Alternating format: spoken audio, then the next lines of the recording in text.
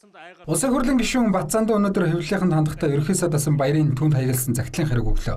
Тэрээр улсын хурлын гишүүн Батцаандан Эрдэнэ төлөвлөрийн 51%-ийг Just Group барьцаалж зээл авахд баяр ерөнхий сайд багтаа оролцсон учраас энэ хэрэгтэй холбоотой хэмээн өмнө нь мэдэгдсэн. Харин түүний энэ үйлдэлийг ерөнхий сайд асан баяр няцааж Батцаандан шүүхийн өмнө дутсан. Тэгвэл баярын захидлын хариуг инхүү илгээж байна.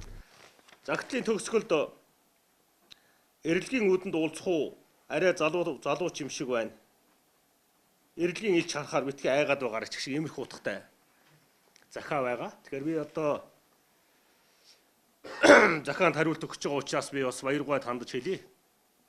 Нас маань бас 40 дөнгөж гарч байгаа 4-5 хүүхдийн аав хүүхдүүд маань бас нэлэх байна. Тантай хамт эрлэг рүү явах сонирхол одоохонд алгаа. Та яарч байгаа бол явж болно гэдэг одоо хариултыг өгмөр байна. Эрдэнэт дээр Монгол улсын хууль зөрчигдөж байхад би мэдээгүй надад хамаагүй гэж суудаг ерөнхий сайд байдаг юм уу? Болдго юм уу? Ган зэрэг гэдэг хүн байгаа тухайн үед Эрдэнэтийн захирлаар ажиллаж байсан хүн. Эрдэнэтийг барьцаан тавьсан. Ган зэрэг чинь баярын шууд удирдлагын хүн.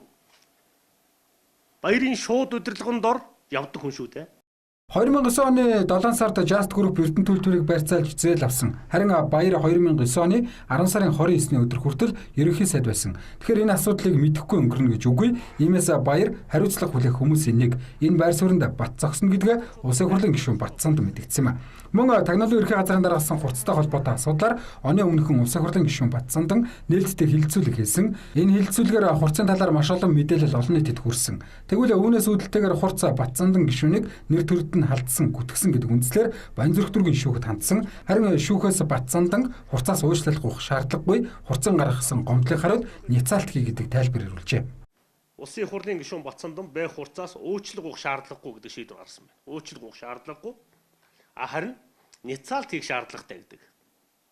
Ийм одоо хоёр үзүүртэй шийдвэрийг шүүх гаргасан байна. Баянзүрх дүүргийн шүүх. Би ойлгохгүй байгаа. Уучлалт гуйх шаардлагагүй хэрнээ няцаалт хийх шаардлагатай гэдэг ийм шийдвэр гарсан байгаа. Энийг одоо эрүүл ухаанаар ойлгоход их хэцүү байна. Ийм учраас энэ Баянзүрх дүүргийн шүүхийн шийдвэрийг нийслэлийн шүүхэд өнөөдөр албан ёсоор давж заалдж байна. Няцаалт хийхгүй бас уучлал гуйхгүй гэдэг агуулгаар нийслэлийн шүүхэд давж заалдж байгаагаа мэдэгдэе.